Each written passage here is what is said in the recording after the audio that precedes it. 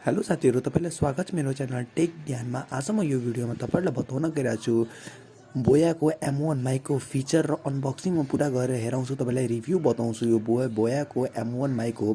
अरु यो भन्छ चिपेस्ट माइक हो पुरा युट्युबर को लागि। अरु यसको sound quality best of the sound quality हो।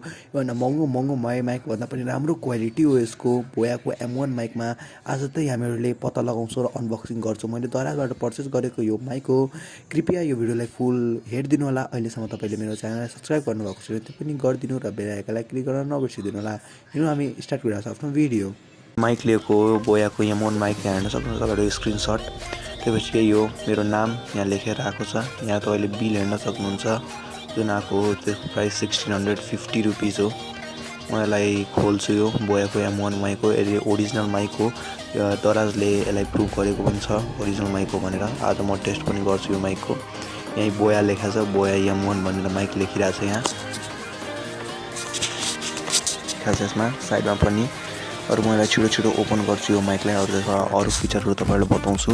यहाँ ब्याक साइडमा तपाईहरुले यसको फ्रिक्वेन्सीहरु पनि हेर्न सक्नुहुन्छ। यहाँ हामीलाई भेटेको छ फर्स्टमा वारेन्टी कार्ड हो हामीहरुलाई। कुनै काम छैन वारेन्टी कार्डलाई साइड गरौँ।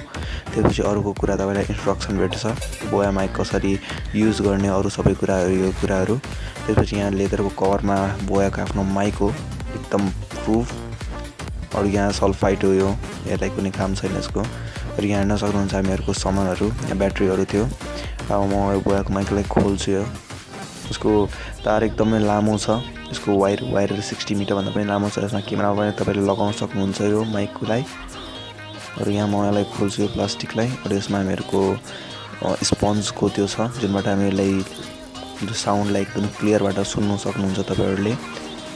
र यहाँ हेर्न सक्नुहुन्छ अरु कुराहरु पनि दिएको छ। म यो पहिला यसलाई लगाउँछु जुनबाट तपाईले साउन्ड क्लियर आउँछ। स्पन्ज जस्तो बल छ तपाईहरुलाई। यहाँ तपाईहरुले लगाउनु पर्छ फर्स्टमा तपाईहरुले आफ्नो माइकमा यसरी लगाउनु हुन्छ। तपाईहरुले बिस्तारै लगाउनु होला तपाईहरुले यसलाई। फेरि टाइटले लगायो भने फेरि भोल्युम बिग्रिन्छ होला यसको। राम्ररी लगाउनु होला। मैले लगाइरहेको छु यसलाई। यो लागिसक्यो अब राम्ररी। अब हेर्न सक्नुहुन्छ यो लागिसक्यो। र यो अडियो ज्याक हो तपाईको केबल। यो मैले राखेको साइडमा केही अडियो ज्याक केबल हो क्यामेरामा जुनबाट तपाईले लगाउन सक्नुहुन्छ क्यामेरामा। र यहाँ अब डाइरेक्ट मोबाइलमा सेट गर्ने हो। अब यसमा एउटा ब्याट्री छ ब्याट्री लगाउनु पर्छ। यसलाई पहिला खोल्नु पर्छ। यसलाई खोलेर यहाँ ब्याट्री छ हेर्न सक्नुहुन्छ तपाईहरुले। यसमा ब्याट्री लाग्ने हो।